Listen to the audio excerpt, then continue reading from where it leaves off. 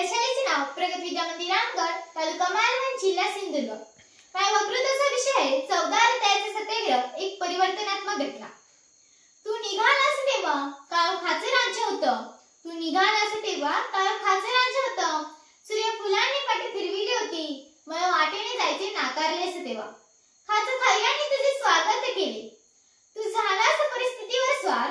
तू झालास परिस्थितीवर स्वार आणि घडविलास नवा इतिहास. तू झालास मूक समाजाचा नायक आणि जागा केलास उभा बहिष्कृत भारत.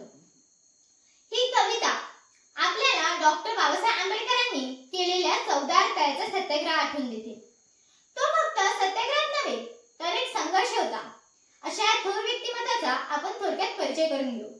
डॉक्टर बाबासाहेब आंबेडकरांचा जन्म 14 एप्रिल 1891 रोजी मध्य प्रदेशातील मऊ या गावी झाला. त्यांचे कुटुंब फार गरिबीचे होते. डॉक्टर बाबासाहेब आंबेडकर हे ज्ञानाचे मूर्ती होते. म्हणूनच 14 एप्रिल हा दिवस आपण ज्ञान दिन म्हणूनही साजरा करतो. डॉक्टर बाबासाहेब आंबेडकर यांना अनेक प्रकारचे पुरस्कार मिळाले. डॉक्टर बाबासाहेब आंबेडकर हे सुभेदार रामजी मालोजी सकपाल यांचे सुपुत्र होते. बाबासाहेबांचे वडील ब्रिटिश सैन्यात सुभेदार होते. ते संत कबीरांचे अनुयायी होते आणि सुशिक्षित होते. अशा थोर व्यक्तिमत्वाचे पुढे जन्मलेले थोर व्यक्तिमत्व जे दीनदलित, दुबळ्या आणि अस्पृश्य अशा समाजासाठी लढत राहिले. नुसते लढले नाही तर ते समाजाला न्याय आणि हक्क सुद्धा मिळवून दिला. याचे मूर्तिमंत उदाहरण म्हणजे 14 त्याचा सत्याग्रह. आता थोडे 14 त्याच्या सत्याग्रहाबद्दल बोलू.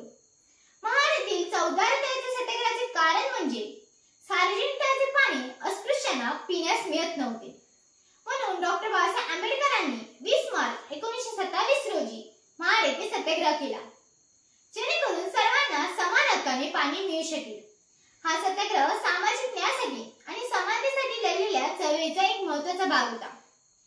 20 मार्च हा दिवस भारतात सामाजिक सबलीकरण दिन म्हणूनही साजरा केला जातो. महाड सत्याग्रह दलित चळवळीचा पायाभूत कार्यक्रम मानला जातो. डॉक्टर बाबासाहेब आंबेडकर बोलले की 14 त्याचे पाणी प्यायल्याने तुम्ही आम्ही अमर होऊ अशातला भाग नाही. आजपर्यंत आपण 14 त्याचे पाणी प्यायलं नव्हतो तरी तुम्ही आम्ही काही मिळलो नव्हतो. 14 त्यावर जावे लागेल ते फक्त पाणी पिण्याकरता नाही, इतरांप्रमाणे आम्ही माणसे आहोत हे सिद्ध करण्याकरता त्या तळ्यावर आपल्याला जावे लागेल. म्हणूनच 20 मार्च 1927 रोजी डॉक्टर बाबासाहेब आंबेडकरांनी 14 त्याचा सत्याग्रह केला. या संपूर्ण सत्याग्रहाचे नेतृत्व डॉक्टर बाबासाहेब आंबेडकरांनी केले. या सत्याग्रहाने अस्पृश्यतेच्या विरोधात एक महत्त्वपूर्ण पाऊल उचलले. या सत्याग्रहाने अस्पृश्यांना पाणी पिण्याचा हक्क मिळवून दिला. या सत्याग्रहाने सामाजिक न्यायासाठी लोकांना एकत्र येऊन लढण्याची प्रेरणा दिली. सार्वजनिक ठिकाणं, पाणवठे आणि 14 तळ अस्पृश्यांसाठी खुलं करण्यात यावं यासाठी झालेल्या सत्याग्रहात समाजातील नेते मंडळी सहभागी झाली होती.